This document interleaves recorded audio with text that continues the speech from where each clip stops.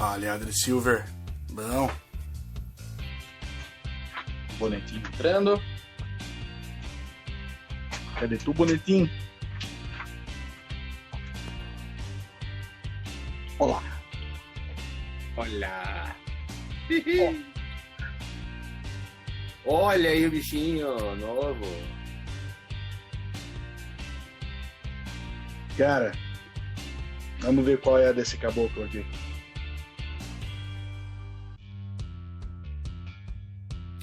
Pelo que eu li, seria uma mistura muito louca.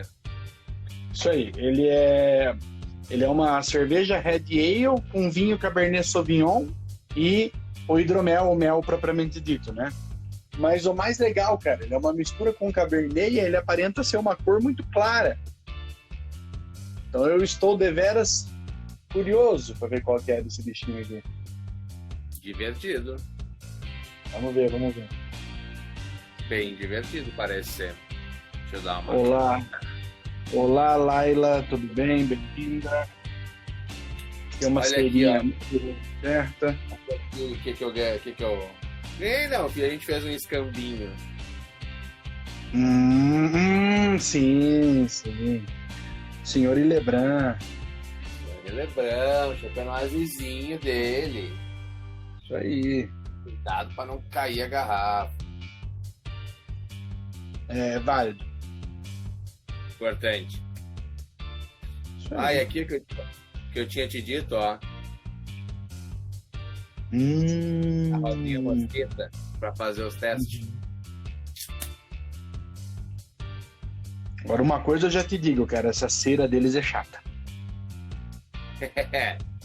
Mas é aquela... É a cera ou é aquele silicone? Não, é uma cera...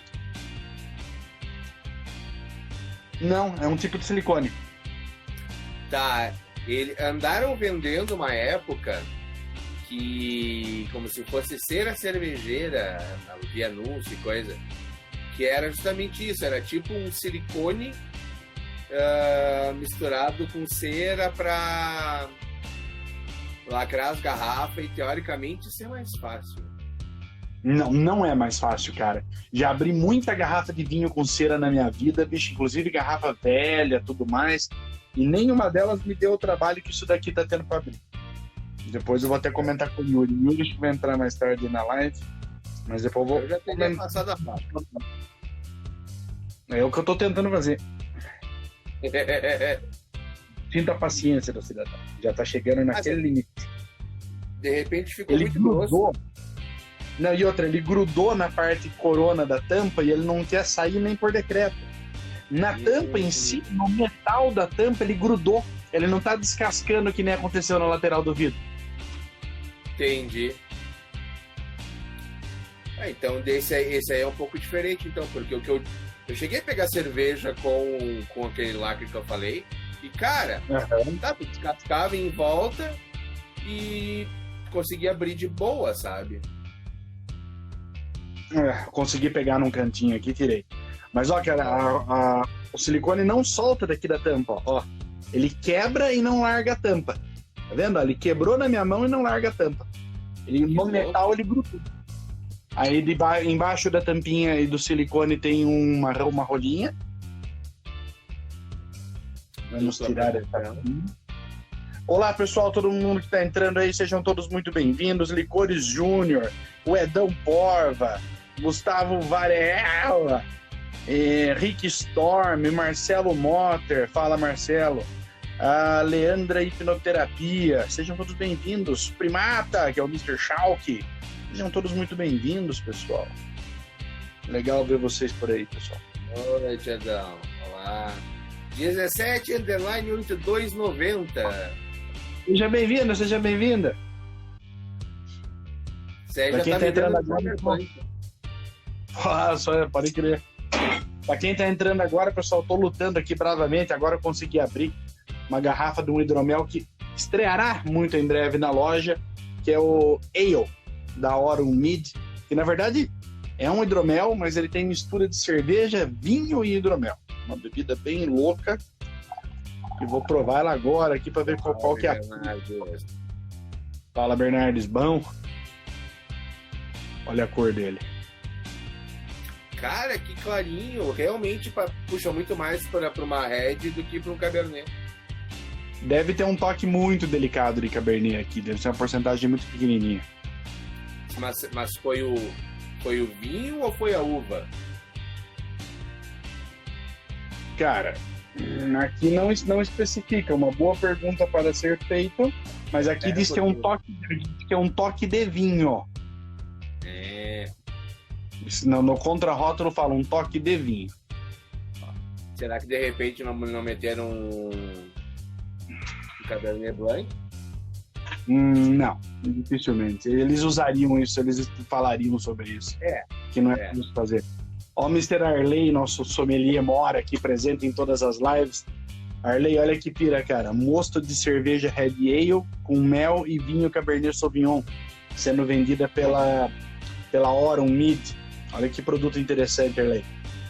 Coisa novinha chegando no mercado agora.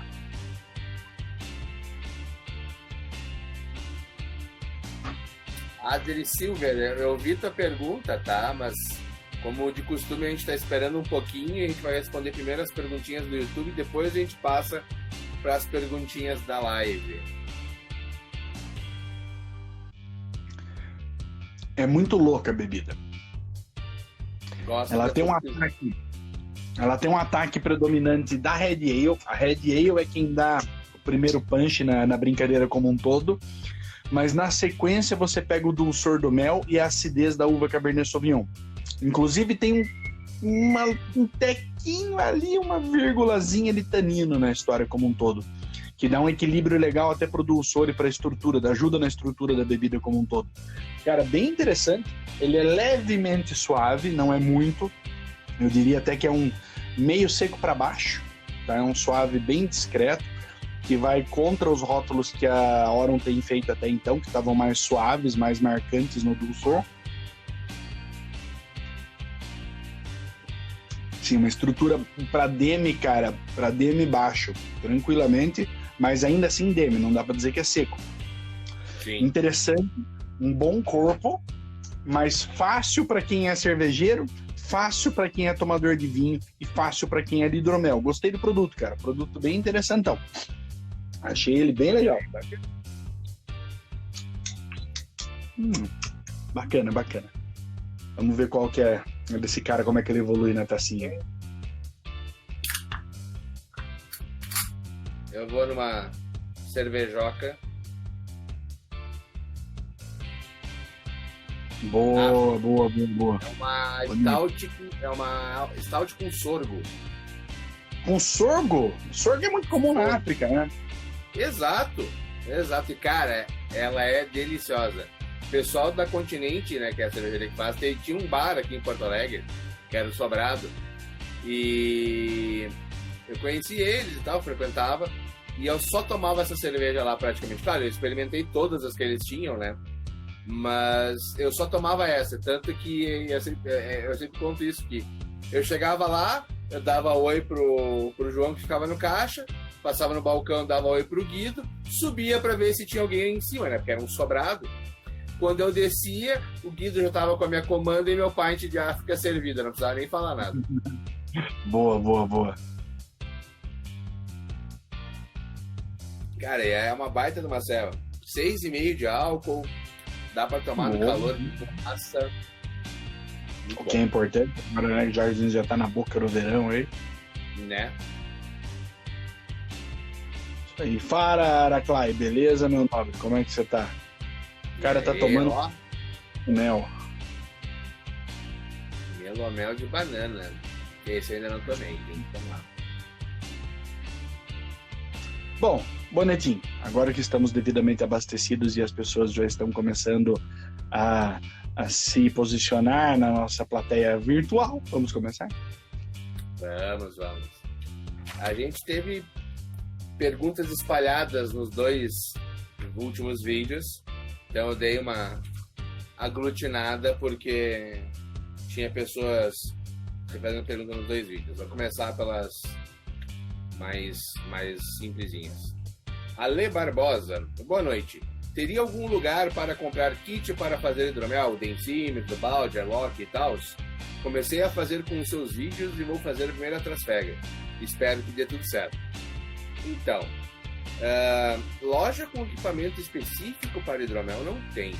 Porém, todos os equipamentos de fermentação a nível caseiro, mesmo industrial, são todos muito parecidos. Então, tu pode procurar uma brew shop cervejeira e pegar o balde fermentador, pode pegar o airlock, o densímetro lá. Só tem que ver daí o seguinte: nas brew shop cervejeiras, algumas trabalham só com densímetros até 1060, porque são as densidades mais comuns que tu encontra na cerveja.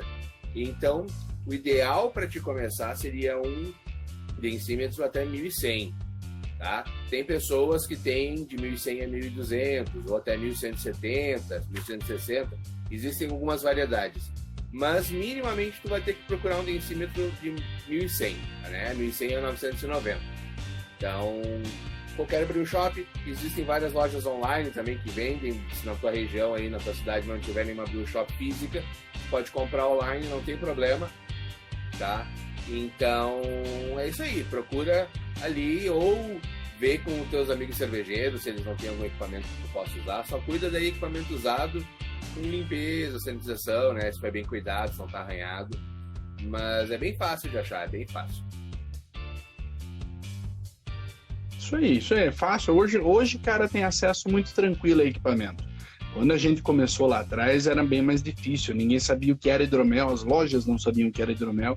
A gente precisava ficar campeando, pedindo para quem viajava para fora. Era bem mais difícil improvisar boa parte dos equipamentos. Hoje, cara, digita aí, kit para produção de hidromel, vai aparecer 300 lugares para vender. Tem insumos tal no Facebook, tem Endopropil, tem a Lamas Brew Shop, tem a Bio Beer, cara, tem um monte. Vai tranquilo, já bastante lugar aí para comprar tranquilo. E se eles não tiverem nada pronto, eles vão montar para ti. De acordo com a tua necessidade. De fermentador do tamanho que tu quiser, né? Claro, dentro de alguns padrões que o pessoal trabalha, mas é bem tranquilo. Bueno, próxima pergunta. São 2, 3 ou 4 da mesma pessoa. Me perdi nas contas aqui. Alisson Dorf. Boa noite, meus consagrados. Vou começar minha primeira produção artesanal. Acompanho vocês há um tempinho. Vou iniciar um boucher e um melomel de lixia e uva. Interessante essa ideia. Podem me dar qualquer dica ou sugestão? Devo ter alguma precaução ou cuidados específicos para essas fermentações? Alguma levedura sugerida? Tem mais perguntas depois, mas vamos nessa primeira parte aqui. É um boucher e um melomel, né? Um boucher e um melomel de lixia e uva. Cara, a lixia é bem suave. Bem suave. Teria que cuidar para a uva não tomar conta e matar a lixia, né? Depende da uva. Sim, por isso que eu disse, tem que tomar cuidado com a uva para ela não matar a lixia. Isso aí, porque pode ter, por exemplo, uma Gewürztraminer, uma Riesling, que são uvas, inclusive, que se assemelham muito à lixia, e aí você pode ter, inclusive, um casamento de características na brincadeira. Então pode ser até interessante para formar um par. Olha, é legal ter lixia e Riesling, ou Gewürztraminer, ou até mesmo uma Moscato, dependendo da coisa, uma Moscato Giallo da vida, né? E aí você pode acabar tendo um blend muito interessante de frutas. Por ser delicada a lixia e talvez a uva que você vai usar ou não, outro item fundamental é cuidar muito com oxidações desse tipo de produto, porque é pouquíssima cor que você vai ter. Se você estiver usando uva branca, a uva não vai aportar cor, a lixia não empresta praticamente nada também, é desprezível, né, no final das contas. E então cuidado com oxidações em geral. Aromas delicados tendem a oxidar muito facilmente. Então cuidado ali, cara, com a ausência de oxigênio, principalmente do quarto final da fermentação até a hora que for para a garrafa, tem que ser muito bem protegidinho. CO2 em tudo, ou se não ter CO2, faz o mínimo de intervenções possível pós-fermentação, tá? Em questão do boucher é só cuidado principalmente na hora de caramelizar o mel, né? É um processo a 100, 120, cento e tantos graus, que você se queima de maneira muito fácil. Faça à noite para evitar enxame de abelha invadindo a tua casa. Ah, mas eu moro no apartamento no centro da cidade. Cara, vai vir abelha. Tá? Então não faz à noite. Escuta quem já se ferrou com isso, faz à noite, tá? Então é tranquilo, cuidado. Ponto certo de caramelização não tem, depende do que você quer fazer. Você pode caramelizar pouco, caramelizar muito, caramelizar uma parte usar crua, caramelizar uma parte até X, uma parte até Y e o resto deixar cru. Cara, seja criativo. Levedura tem que encaixar com a tua receita, cara. Né? Você vai usar uma levedura delicadinha, vai fazer o hidromel, por exemplo, de uva lixia, bem leve, bem delicado, bem sutil. Pega uma levedura que privilegia esse tipo de aroma. Lauvanc A23, K1 V1116, uma Red Star Code Blanc, você vai ter esse tipo de característica.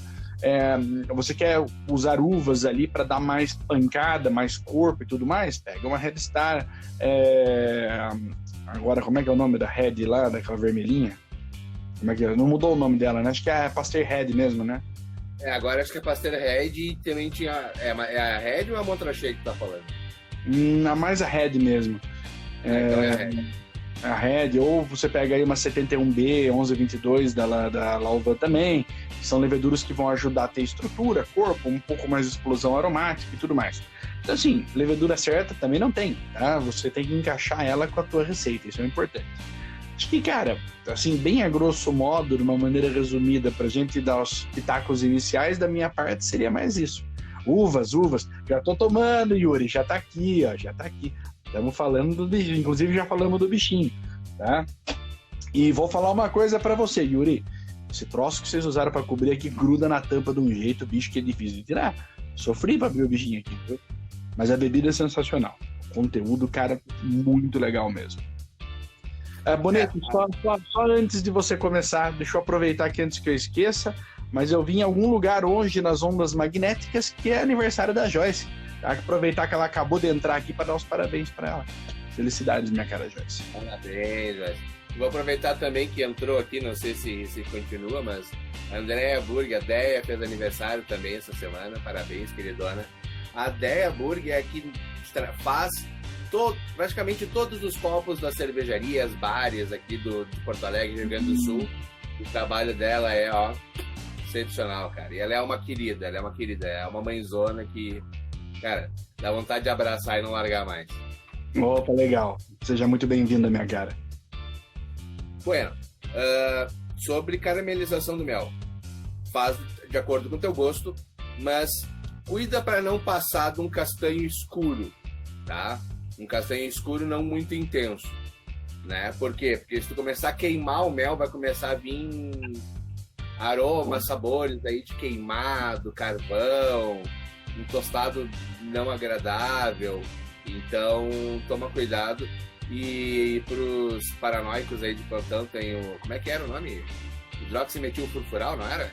Isso, é o HMF, exatamente.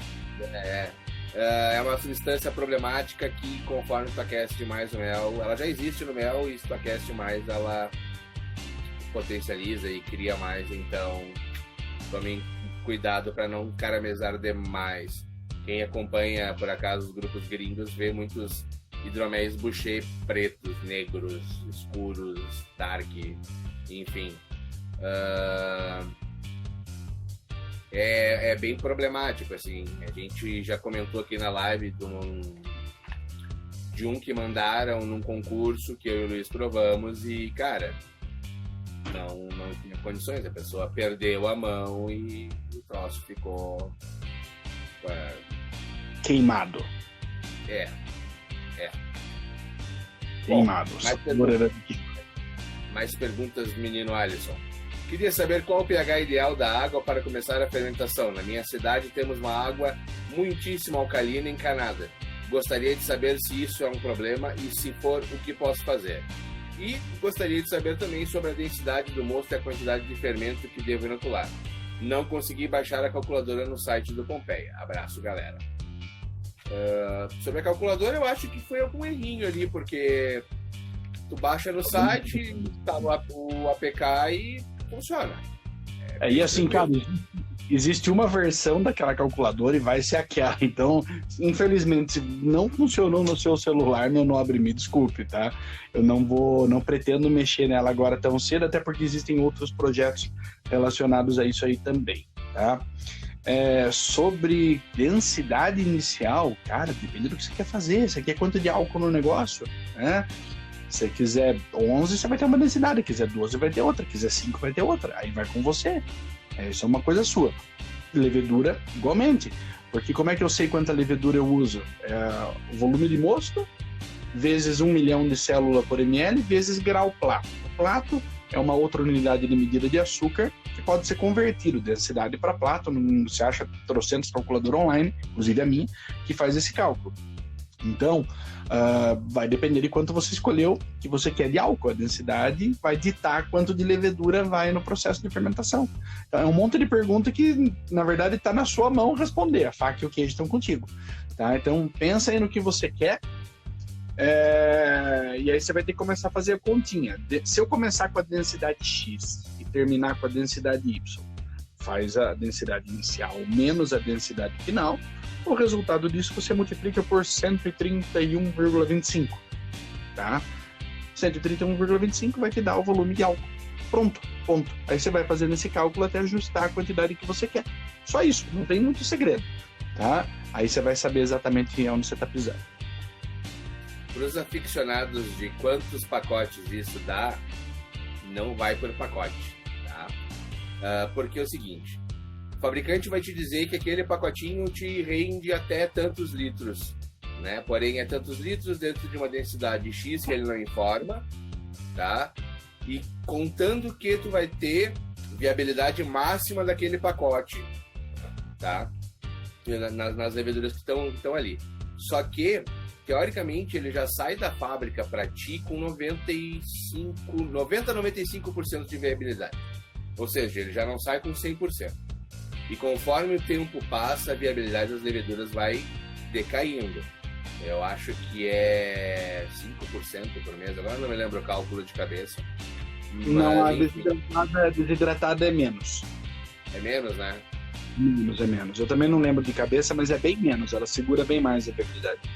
Se eu não me engano, quando chega na validade, ela tá com 75% de viabilidade. É o que deveria. Eu acho que 0,5% ao mês, não 5%. Meio? Pode ser. Faz sentido. E aí tu tem que lembrar o seguinte, além da viabilidade, tu tem que lembrar da conservação da levedura, que isso também pode afetar. Tudo bem que as secas são mais resistentes, mas mesmo assim, afeta.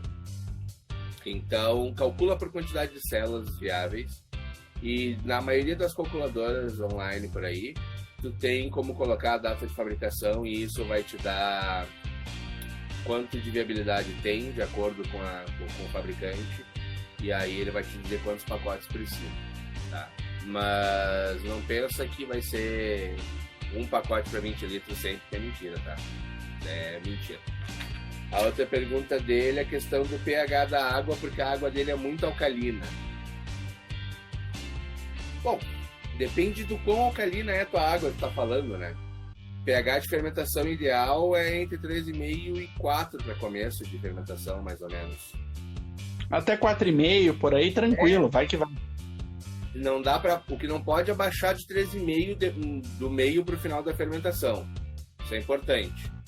Porque se baixar de mais de 3,5, ficar muito próximo do 3 sem estar no final da fermentação, tua levedura vai sofrer, daí ela pode estressar, ela pode não terminar de fermentar, então é bem complicado. Mas se teu pH é acima de 4,5, né, 4, 4,5, usa algum tipo de ácido, né, ácido cítrico, ácido málico, tem mix de ácidos para fazer correção de água. Nas brew shops normalmente tem, eles já estão trabalhando bastante, os cervejeiros já estão usando bastante água para sais para correção de água, sais de tudo que é tipo, então é fácil de achar. Se não achar, tem aquelas distribuidoras químicas, né, que vendem também esses materiais para farmácia de manipulação. Algumas vendem direto para pessoa física em pequenas quantidades, então dá uma procurada que é uma opção também.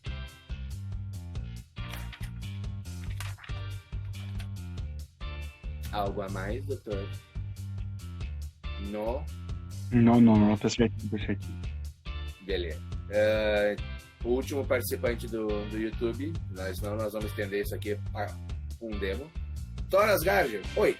Fiz um experimento com clarificante. Separei a sobra decantada da primeira tráfega e fiz o cold frozen, congelamento, para decantar o resto do fermento. Até aí tudo bem. Transferi novamente para outra garrafa e adicionei 0,5 gramas de Biofine para 700 ml, deixando uma semana em temperatura ambiente. O resultado que obtive foi um hidromel com gosto e aroma de álcool predominante e muito menos suave, com vestígios de aroma avinagrado. O Biofine não clarificou como esperado. Obtive uma leve clarificada e aparentemente ainda decantou bastante borra de levedura ao fundo da garrafa. É melhor eu não usar esse clarificante no balde fermentador principal? É bastante informação aqui. Vamos começar por essa história de congelar aí o negócio para clarificar, né? Primeiro que há bastante tempo atrás eu fiz um curso de leveduras com a Fernanda Fregonese, que ela é especialista nessa parte de micro-organismos em geral, né? E uma das coisas que ela ensinou pra gente, eu fiz um curso de como montar um banco de leveduras em casa, né? Na época isso era ainda algo bem usual. E uma das coisas que a gente aprendeu foi que se você causar congelamento, os cristais de gelo formados em geladeiras convencionais, como as que temos em casa, perfuram as células das leveduras, matando-as e fazendo os seus miolinhos espalharem-se pelo meio. No seu caso específico, o seu meio é o hidromel. Então, primeiro que você espalhou um monte de coisa pelo meio do seu hidromel que não haveria a menor necessidade de você fazer, tá? Eu acho que só nisso você já trouxe coisas prejudiciais para o seu hidromel como um todo. Depois que congelou, cara, alguns sabores, alguns aromas nunca mais voltam a ser os mesmos. Eles perdem frescor, perdem um pouco daquela jovialidade deles, da espontaneidade de aromas e sabores. Então, muito provavelmente, essa coisa um pouco mais rústica, mais agressiva que você sentiu veio dessa judiada como um todo, desse congelamento, né? Esse cold frozen, que nem você chamou aí. Esse frozen crash, sei lá como que é o nome que você deu para esse trem louco aí. E usar ou não o Biofine na clarificação, cara, isso não tem a ver com essa experiência em si, isso tem a ver com o fato do tipo de partícula que está ali suspenso necessitando de decantação. O Biofine, ele pega, se eu não me engano, partículas positivas em suspensão. Se não funcionou com o Biofine, usa uma bentonita que muito provavelmente vai dar sinal, vai dar bom.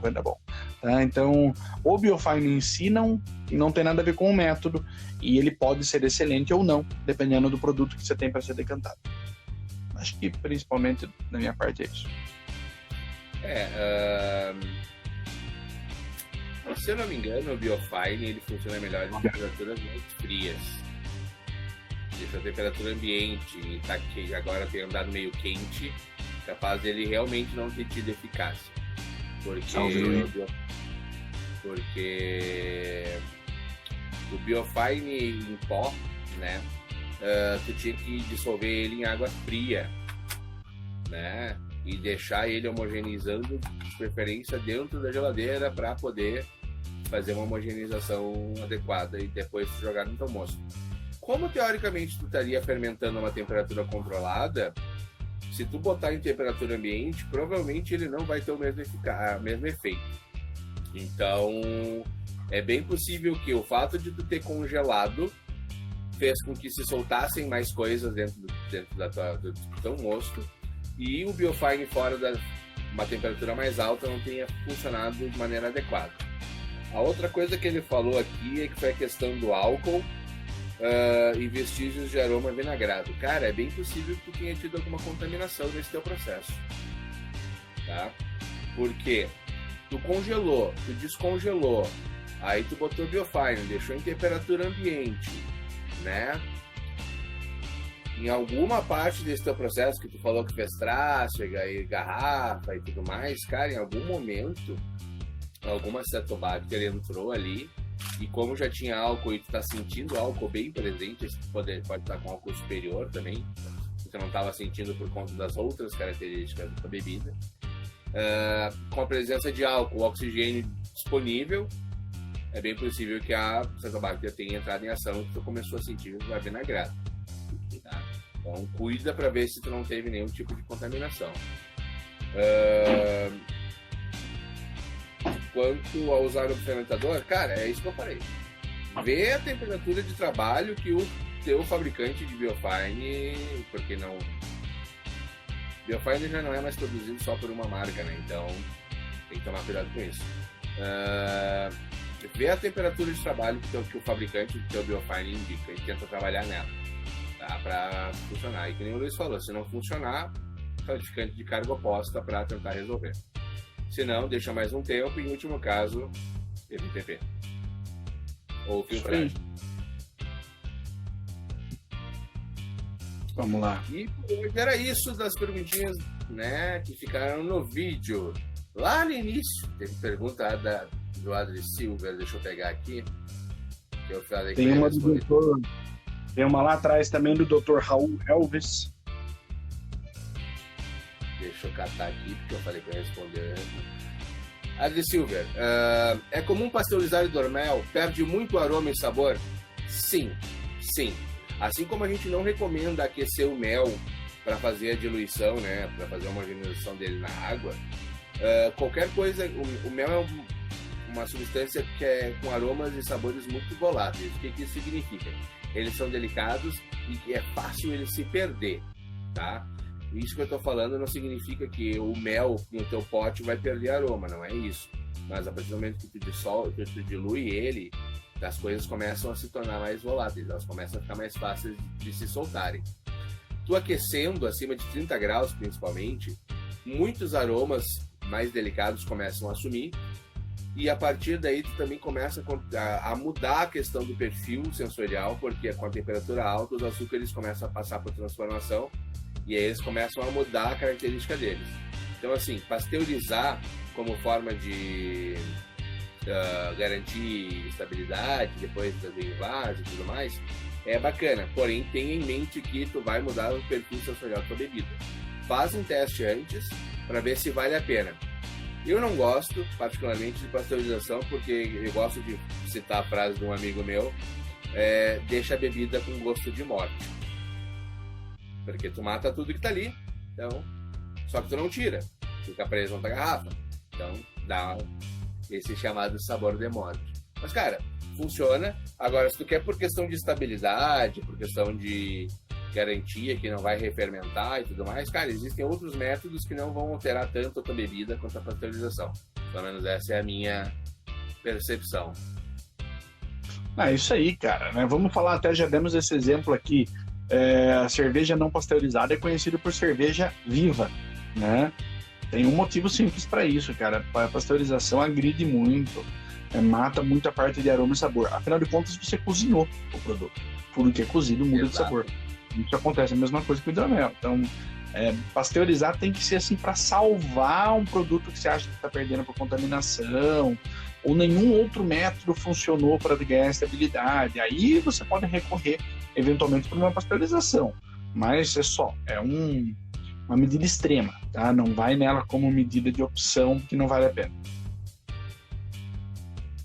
É só um adendo, o Bernardes comentou ali, eu acho que a Red da Red Star agora é a Premier Rouge.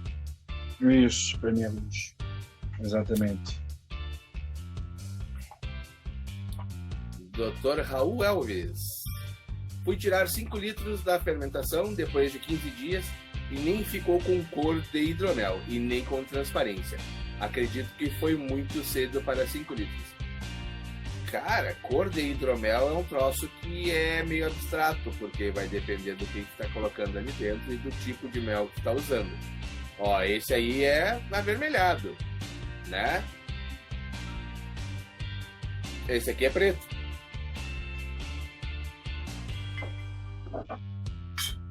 Esse aqui é vermelho. Aí, ó, outro vermelho.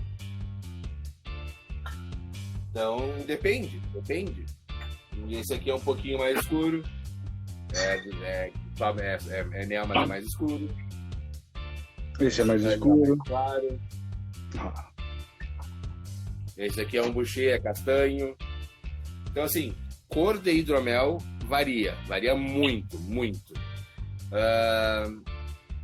Nem transparente. Então, 15 dias depois do quê? Do início do processo, 15 dias depois que tu fez as medições e constatou através de medições em dias diferentes espaçados que parou a fermentação, essas 15 dias está meio abstrato também, tá? O tempo é relativo, porque depende da composição da bebida. Nem toda bebida vai clarificar no mesmo tempo, mesmo com a adição de clarificantes.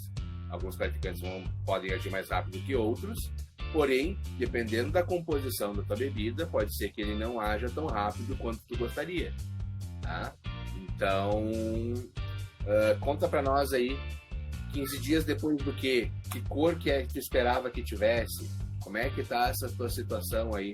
Porque tá bem aberto ainda e a gente pode ficar chutando informação aqui a noite inteira que talvez não te atenda. Vamos lá, mais perguntitas. Tinha uma pergunta aqui no troço de fazer perguntas do MH Card. Há 10 minutos atrás ele pergunta: vocês já misturaram leveduras? Qual o resultado?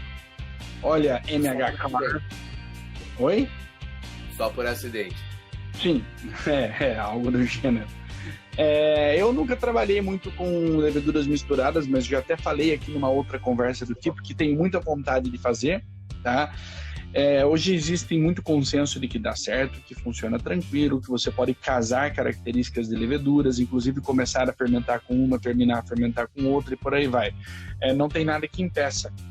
A única coisa só é você não pegar nessa brincadeira levedura que tenha fator competitivo muito intenso, o fator killer, né?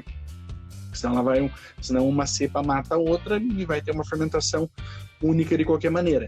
Mas se você tomar esse cuidado bonitinho, cara, funciona assim. Já houve laboratório no Brasil, inclusive, que fazia e comercializava levedura de hidromel com mais de uma cepa no mesmo pacotinho para você usar, no mesmo vial.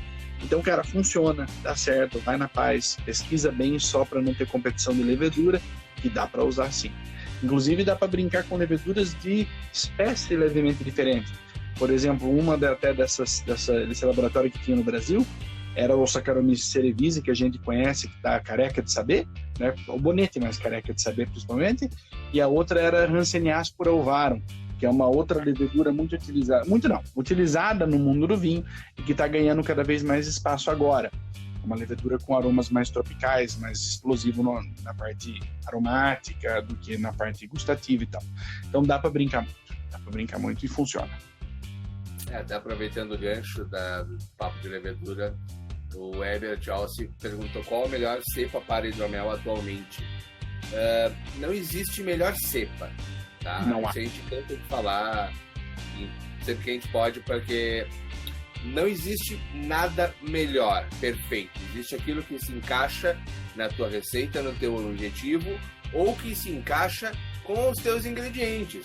Muitas vezes tu tem na tua ideia usar uma levedura e na hora que tu junta os ingredientes eles se mostram de um jeito e aí tu acha que de repente poderia usar outra que seria melhor.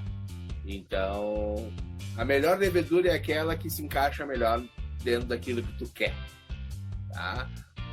Não se prendam em qual é a melhor levedura, qual é o melhor mel, porque qual é a melhor fruta, isso não existe. Isso é gosto pessoal e objetivo na tua bebida, tá? O Araclay falou ali de azul, né? Que a Clitoria termate é colore pro azul. Cara, se tá falando da Clitoria, que é o conhecido como feijão borboleta, ela depende muito do pH, tá? Eu não tenho certeza do segundo termo dela, mas se é o feijão borboleta ou butterfly pea, que nem é chamado nos Estados Unidos, né, nos países de língua inglesa, ela depende muito do pH. No hidromel, via de regra, fica roxo, rosa, violeta. Por quê? Porque o pH baixo faz essa coloração virar para essa tonalidade. Ela só vai ter coloração azul em pH neutro a alcalino, tá? Então, pro hidromel ainda não deixa azul não, tá?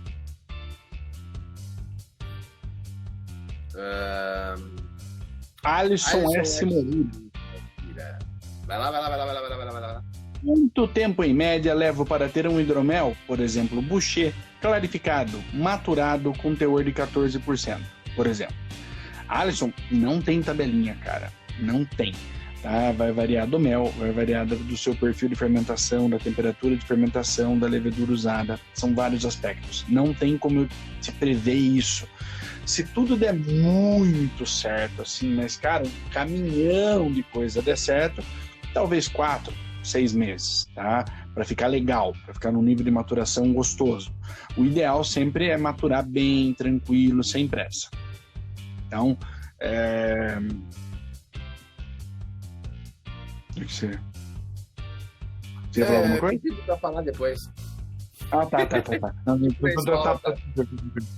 Então, assim, não tem muito o que falar, cara. Tem que analisar, tem que sentir o sensorial, ver como é que estão os álcoois, como é que tá a estrutura de boca, se ele tem equilíbrio, né? O álcool tá conversando com o dulçor, tá conversando com a acidez, tá conversando com o tanino, a estrutura tá agradável, tá macia no paladar. Se tá, ele tá caminhando para uma maturação legal. Não tá, esquece dele, dá um tempo, deixa ele se alinhar, tá bom? O que vai determinar também o tempo de maturação para o teu hidromel equilibrar, harmonizar e arredondar é o teu protocolo de produção, que vai desde da tua escolha de levedura, controle de temperatura, nutrição do teu mosto para fermentação, oxigenação, remoção de CO2, enfim, passa por tudo isso. Então, quanto mais aprimorado for o teu cuidado durante o processo fermentativo, menos problema tu vai ter para que a maturação corrija, e algumas coisas não serão corrigidas, tá? Então, tenta fermentar da melhor maneira possível, não tenha pressa, que o maior inimigo de qualquer fermentação é a pressa, porque aí o pessoal que é apressado e estressa as leveduras, elas produzem um monte de coisa que não presta, tá? E aí depois as pessoas ficam reclamando que não deu certo, que as dicas foram erradas, que essa bebida é horrível e não sei o quê. Não, cara, é só protocolo que não foi bem planejado, tá? Cara, eu cito o exemplo de um hidromel que eu fiz com 16, acho que era 15,5%, 16% de álcool. Claro, foi comercial, tinha outras possibilidades na minha mão, mas todo o meu conhecimento de caseiro é basicamente o mesmo que eu uso na produção comercial. A diferença é que lá eu tenho acesso a equipamentos, controles melhores do que eu tenho em casa, mas a base toda tá no que eu fiz em casa. Então, assim, eu consegui deixar um hidromel de 15,5%, 16% de álcool pronto para consumo em 4 meses, mas eu tive com extremo cuidado do início ao fim do processo. Cara, eu ia todo dia lá no tanque ver o hidromel, como é que tava, fazer uma mediçãozinha, via se estava tudo certo, se a fermentação estava legal, remoção de CO2, nutrição, oxigenação. Cara, eu tava pirado em cima do negócio. E deu certo. Mas eu tava em cima. Então, tem que ter esses cuidadinhos.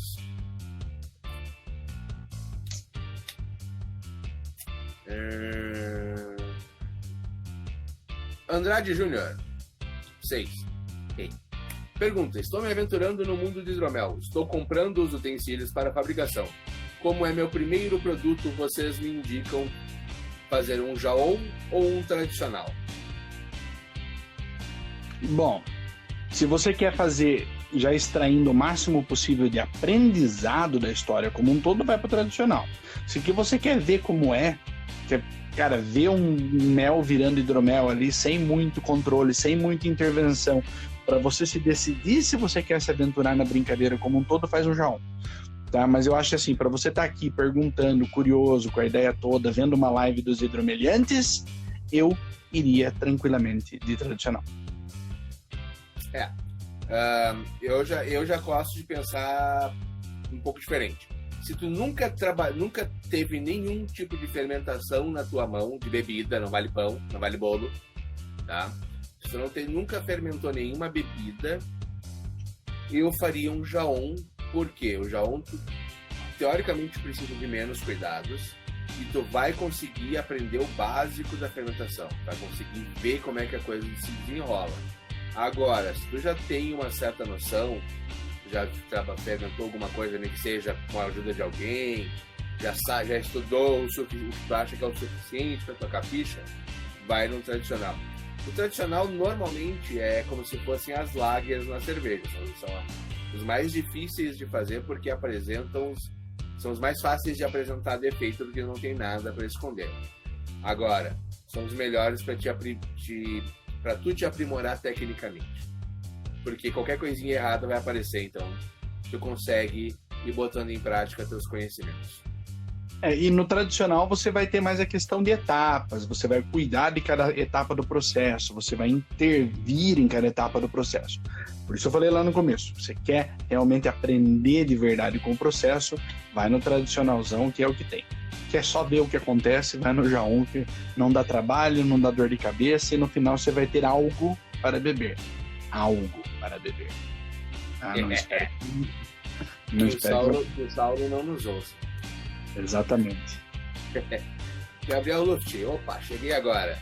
Já falaram sobre a levedura Renaissance? Então, eu nunca testei oficialmente, já estudei um pouco sobre elas, mas eu nunca testei. Elas são relativamente novas e elas apresentam como carro-chefe a não produção ou baixíssima produção de enxofre, o que é algo excepcional para os hidromédicos. Tá? Então, eu ainda não tive a oportunidade de fazer testes porque minha produção comercial tá num hiato aí, e caseiro eu já tenho coisa bastante aqui para me divertir no momento. É isso, mas nada muito a acrescentar. É uma levedura nova que se foca na facilidade da fermentação, controle mais tranquilo. Só isso. Nada que as outras já não façam se você cuidar bem, tá? É só literalmente uma facilidadezinha a mais aí. Tinha alguma coisa um pouquinho para trás aqui, o Rogério Brás Gonçalves, no Champenoise, posso usar nitrogênio para retirar os resíduos? O que exatamente você quer dizer com isso, Rogério? Porque, cara, na Champenoise não tem muito negócio, é degorja. É degorja, você tem que fazer decantação pro gargalo, congelar o gargalo, virar e bater. Se você está falando de colocar um gás inerte na garrafa logo após degorjar para proteção, pode. Mas tem tanto gás carbônico ali dentro que você não tem o menor risco de sofrer nenhum tipo de oxidação. Tá? Você tem 8 atmosferas, 9 atmosferas de pressão ali dentro. Então, o que não falta é gás carbônico para proteger o líquido. Tá? Se há alguma outra maneira que você está falando de usar esse nitrogênio, realmente me escapa, não conheço. Ele até perguntou depois ali, em carbonatação forçada, quantos bar de pressão devo usar? Cara, vai depender de quanto de CO2 dissolvido tu vai querer. Lembrando de respeitar a tolerância do teu equipamento. Não vai dar mais de louco e querer meter 8, 9 de pressão dentro de um barril que aguenta 5. Eu já vi gente querendo fazer. Cuidado, ainda mais se for os barril PET que estão na moda e aquelas coisas explodem. Eu já vi vários vídeos, inclusive um com um doguinho, muito triste, extremamente triste. Então, e além disso, tome cuidado. Isso, e além disso, tem o perfil sensorial. Também. E se tu quer saber o quanto tu vai botar para quanto de CO2 dissolvido tu quer, existem inúmeras tabelas que o pessoal da cerveja usa que servem muito bem também pro hidromel. Então, procura essas tabelas. Cara, é só tu botar ali tabela carbonatação forçada no Google, aparece com 20 mil layouts diferentes. Acha aquilo que te agradar mais. Só que tu tem que saber o quanto tu quer de CO2 dissolvido, tá? Para poder saber o quanto tu vai querer que a tua bebida seja carbonatada. Geralmente, o pessoal diz que a margem de segurança dos barris de inox para carbonatação forçada é de até 10 bar. Eu não trabalharia com isso, eu trabalharia no máximo até 3,5, 4. Porque eles foram feitos para trabalharem no máximo até 4 bar de pressão. Tá? Eles têm margem de segurança para evitar que alguém se machuque, mas não é para ficar usando eles na margem do máximo. Tá? Se tu quer fazer espumante mesmo, atingir as mesmas pressões que o Champenoise, faz champenoise, não faz forçado, porque equipamento para aguentar isso vai ser bem difícil. E a mesma coisa, vai fazer um champenoise, tenha certeza de que você está comprando garrafas para champenoise, tá? Não é qualquer garrafa de espumante que serve. Tem muito espumante no Brasil, a maioria ainda é feito pelo método Charmat, que tem pressões menores do que o champenoise. Então, garanta se a garrafa realmente aguenta, tá? Eu, quando fiz uns testes com o champenoise, eu entrei em contato com a fabricante da garrafa e pedi a ficha técnica dela para ter certeza de que eu não ia fazer um monte de granada dentro de casa. Porque o champenoise usa 24 gramas de açúcar por litro na segunda fermentação. Isso dá bastante pressão, tá? Vai dar as 8, 10 atmosferas que eu falei. E, cara, 8, 10 atmosferas é pressão pra caramba. Então, toma muito cuidado quando for brincar com essas coisas, tenha muita segurança, nunca chegue nem perto do limite de produção dos equipamentos, tá? Uma explosão desse nível é séria, pode machucar de verdade. Se você for fazer champenoise na garrafa, ainda tem o problema dos estilhaços, né? Então, cuidado só bastante com isso daí, galera. Vamos produzir sem perder a perna, sem perder uma orelha no processo, por favor.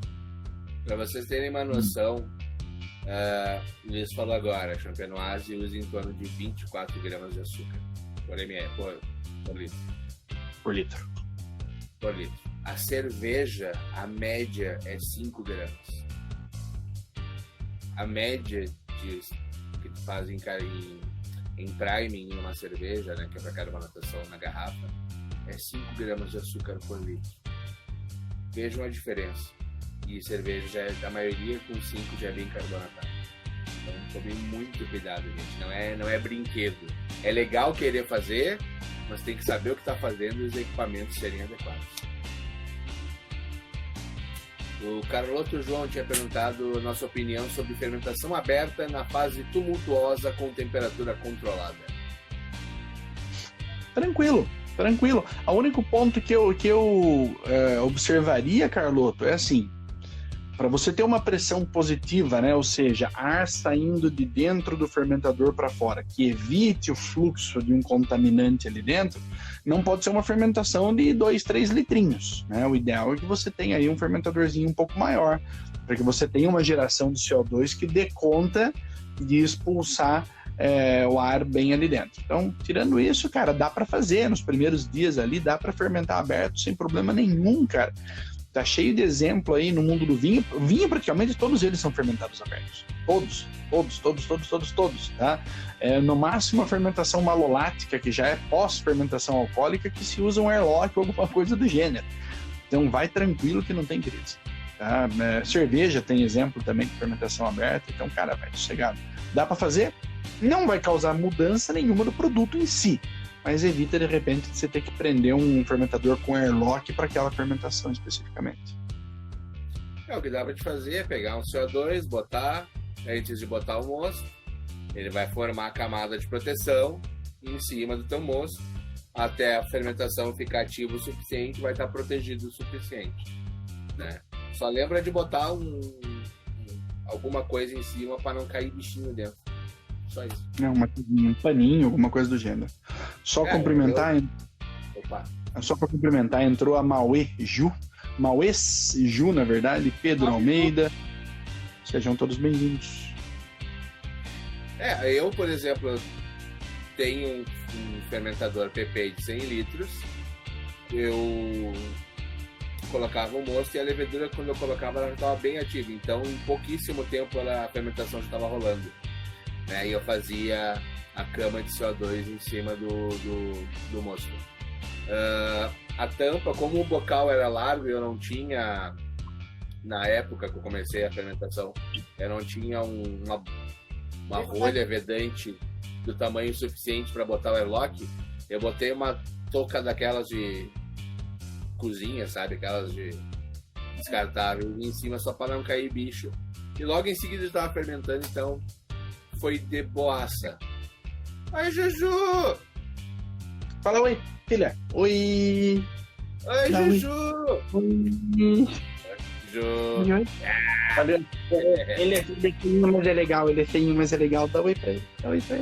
Fala oi, bonitinho. Passou careca. Fala, oi. Não, careca ela conhece, tem tio careca, tudo isso aí tá sossegando. Não puxa o pedestal do pai, por favor, tá? Pedestal super técnico, quase nada improvisado. Vamos seguir. Quanto tempo temos, Luiz? Só pra gente não se perder. 6 minutos e meio, não, 4 minutos e meio. Então, rapidinho. Pensamento aleatório do Luiz Oliveira. Hortelã ajudaria com a sensação de frescor? Sim, dependendo da etapa que tu colocar na tua bebida. Quanto mais próximo do invase, mais frescor ela vai trazer. Só cuida com a quantidade para não te trazer herbal e não frescor. A variedade menta espicata é a que vai trazer maior frescor, tá? Menta espicata. Tem vários tipos de hortelã. A menta espicata é a melhorzinha para usar nesse ponto, para obter frescorzinho. Rogério Braz Gonçalves, não consigo arrumar rolhas para espumante. Vocês têm contatos? Para caseiro, acho que é Indupropil, a Bilbeer tinha um tempo atrás. Depende do tipo de rolha também, que é rolha de cortiça, rolha sintética, rolha plástica. Então, mas, cara, pesquisa na internet que tem, de repente não é a quantidade que tu quer, pode ser que seja bem mais do que tu quer, mas tem. Terrível. Opa. A Indupropil acho que é o mais provável realmente. Que eles têm pra isso. Sempre tem. Se não, faz uma vaquinha. Se não, faz uma vaquinha com a galera e compra um milheiro. Você vai pagar mais barato, vão ter a rolha bastante e vão conseguir rolha com muito mais qualidade. Entre em contato. Também. Tem cara, qual é o nome das empresas agora? A R-Cork é uma e a Trianon é outra aqui no Brasil, que eles têm rolha de bastante qualidade que você consegue comprar por milheiro. É só ter um CNPJ que você consegue comprar. Acho que aqui no sul havia Vêneto, mas eu acho que era só para CNPJ e não era em pouca quantidade. Essas outras vendem a partir de 1.000. Não. Que chama nada, você vai fazer. Aqui não pode. Gente, tem mais perguntas aqui que demandam um pouquinho mais de tempo, mas vou tentar responder rapidinho aqui. Rogério Braz Gonçalves, vocês já usaram açúcar demerara para essa segunda fermentação? Eu nunca fiz segunda fermentação em garrafa, mas já vi usarem na cerveja. E, cara, cada tipo de açúcar vai te trazer um tipo de perfil sensorial diferente e uma quantidade de açúcar assimilável real na tua fermentação. Então, tem que ver. Demerara realmente não... Ela, assim, apesar de ser um açúcar mais puro, ela traz uma carga de aroma e sabor muito maior. O açúcar branco, ele é mais utilizado e o cristal, de preferência, exatamente por ser mais neutro nesse ponto, tá? Porque a segunda fermentação, ela é bacana quando ela gera aromas e sabores dela mesma, do processo, não do ingrediente. Por isso usa-se Pasteur baianos para fazer isso, Saccharomyces baianos, e deixa ela em autólise, que é para o procedimento gerar aromas e sabores, tá? Você praticamente não muda a bebida original. O Luiz manja mais de Champenoise do que eu. Resposta rápida pro Core Cláudio aí embaixo. Sim, canela é o bicho. Cuidado com quantidade. Sim, sempre coloca pouco e se precisar adiciona mais. Para qualquer coisa, na verdade. Tá? Coloca menos, vê, prova, se ficou legal, beleza, se não ficou, bota mais um pouquinho, porque tu sempre tem como adicionar, tu nunca tem como tirar. 40 segundos. Tem uma pergunta ali que ficou perdida. Então, da minha parte, pessoal, obrigado, muito boa noite. Até a gente vê no próximo Hidromeliantes. Tá sempre bacana ver a galera vindo aqui, cada vez com mais perguntas e cada vez com mais perguntas diferentes, isso que é bacana. Então, sejam bem-vindos sempre, toda segunda-feira no YouTube, né, lá do Pompeia. Tem um videozinho dessa live. Deixem lá, deixem as curtidinhas lá, deixem suas perguntinhas lá que a gente responde aqui. E tem aí sempre a playlist dos hidromeliantes que pode divulgar para os amiguinhos verem as lives anteriores. Até mais. Isso aí. Pessoal, muitíssimo obrigado a todos por participarem de mais dessa live. Araclay, é porque você nunca provou o meu hidromel de manga, meu caro. Por isso que você tá falando esses trem louco aí. Quem quiser adquirir hidromel, loja odenteazul.com.br, é a maior loja de hidroméis do Brasil. Todo mês tem hidromelzinho estreando lá. Muito obrigado por participarem pela live e até o próximo. Boa noite! Tchau!